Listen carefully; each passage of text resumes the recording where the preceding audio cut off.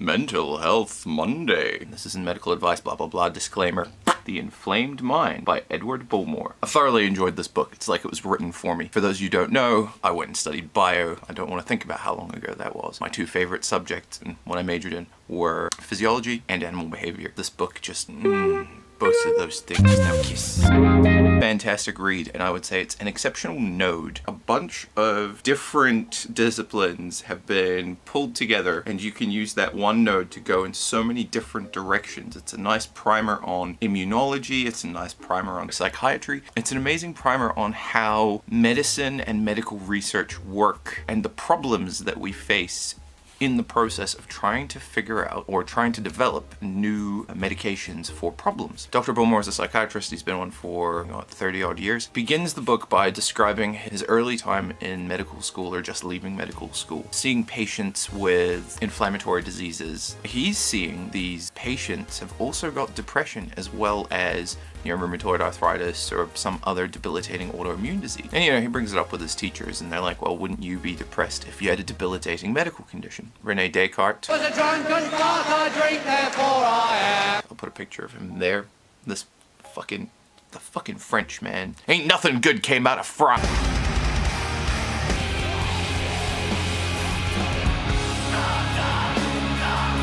I think, therefore I am. The mind is one thing, body is another. They don't no kiss. He describes how this Cartesian divide has really penetrated medicine for the last however many 100 years. And he highlights toward the end of the book how this is really, really detrimental not only to psychiatric patients, but also to medical patients. Patients with things like inflammatory disorders, they are expected to keep a stiff upper lip, and that the depression is merely the psychological impact of living with the disorder, as opposed to it being a potential symptom of the disorder. This was highlighted to me in a particular story. For the first few months of my new life as a psychiatrist, I brought my stethoscope with me, which was immediately regarded as eccentric, and I couldn't help noticing that many of the so-called mental patients on the wards had undiagnosed or untreated physical disorders. I remember seeing a man who'd been diagnosed as having panic attacks and alcohol dependence. Reading through his notes, I could see that my new colleagues had reasoned that his panicky symptoms of a racing pulse and over-breathing were caused by his mental state of anxiety, and that he had been self-medicating with alcohol as a misguided effort to subdue his anxiety and control his panic attacks. It was all in the mind. I listened to his heart and lungs with my stethoscope, and it seemed that the story could be told the other way around. His heavy drinking was causing his heart muscle to fail. It was a case of alcoholic cardiomyopathy, to use the physicianly jargon, and the heart failure was causing his body to pump adrenaline, which was driving his panic and anxiety. It was not all in the mind. These were the mental symptoms of a physical disorder. That's just one example. You see how we have this one problem here that could be explained away by mental problems and self-medication, and we have the other side to it here.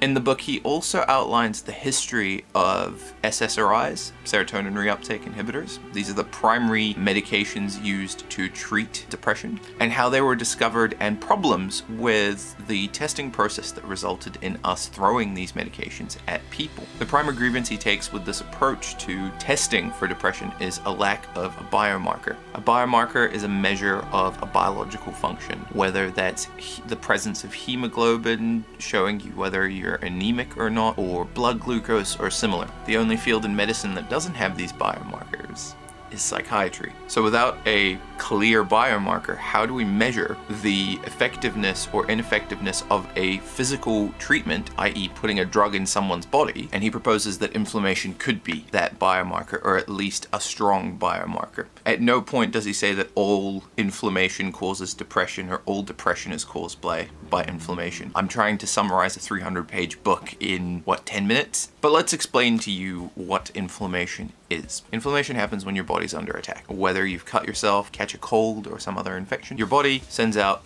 these things called macrophages. Obviously there's more to the inflammatory response than what I'm telling you. So the body sends out these things called macrophages, and they find whatever is causing the infection, go blom, they eat it, and then they excrete these things called cytokines, which signal to other macrophages that here, this is where the problem is. The physical symptoms of inflammation being, you know, when you have a cut, you've got that redness, the swelling, etc. As the body is mobilizing as quickly as possible to send out the soldiers that will deal with the infection. Now, we can have autoimmune problems that spark off the same macrophage cytokine assault, and it can be your own body that it's attacking. And this is where we find autoimmune conditions like rheumatoid arthritis, like Crohn's disease. We can't scan or test for low serotonin. We've never found a physiological biomarker for depression. If we look at biomarkers of inflammation, a majority of people have a very high likelihood or high levels of inflammation in their body, and they're depressed. We have to make sure that we're not mixing up causation with correlation, but there is a strong emerging body of evidence to suggest if you are depressed, you are quite likely to be inflamed. Ooh, that's interesting. That's a reliable biomarker. This is what Dr. Bullmore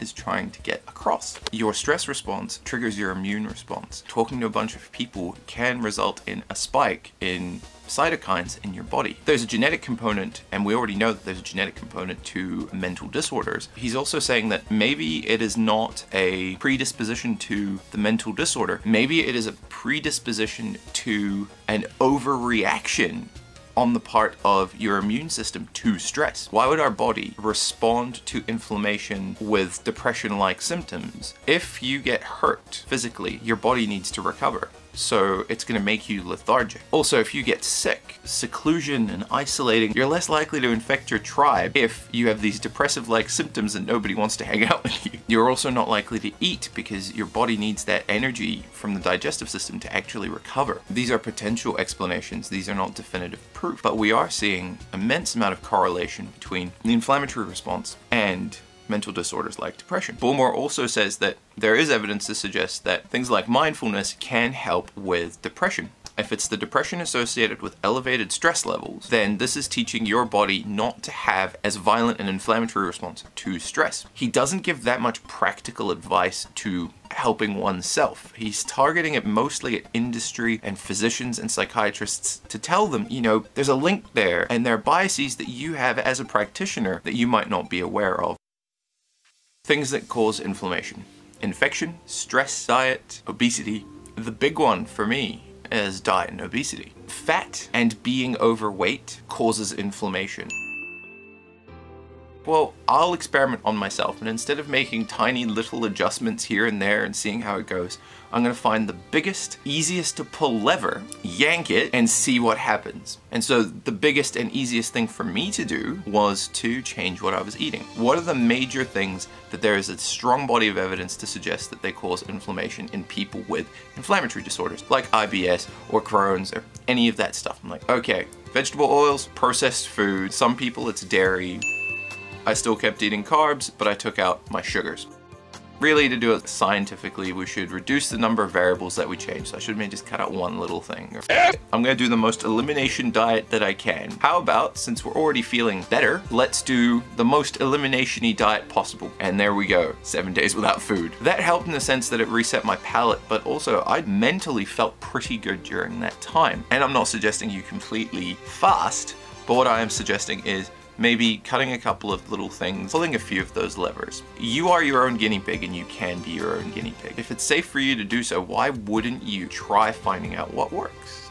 There are a lot of people online that say that a ketogenic or a full carnivore diet can help with brain fog and mental disorder. People's depression seems to go away. I'm now doing 1 meal a day, intermittent fasting, barely any carbs. Most processed food that I'm eating is butter, and I am subsisting off of eggs, meat, and vegetables. While there are a lot of things in the world currently that are bringing me down, depression-like symptoms are pretty low. And when I was fasting, even more so. I think being aware of your body and aware of how your body responds to things and having that good connection, being able to sit there in discomfort, whether it's the discomfort of being hungry, the discomfort of being in pain, the discomfort of being sad, and actually be able to sit in that and explore it and feel it out, and developing that connection with yourself enables you to get to the bottom of things and be more aware of the causality of events within yourself, so you can fix yourself both physically and mentally with that awareness of not only what you think, what you do, and what you eat. I've recorded half an hour of content and I could keep talking about this, so I'm going to leave it there. I really would like questions if you have them, because then